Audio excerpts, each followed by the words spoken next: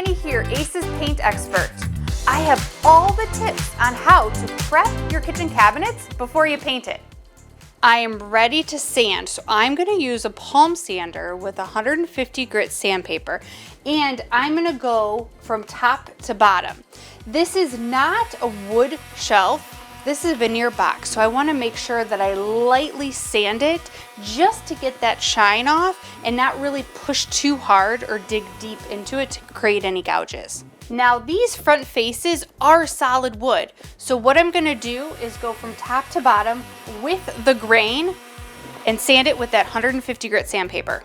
You can also pick up one of these sanding sponges. If you're on a budget, you can sand all of your cabinets. It'll just take you some time.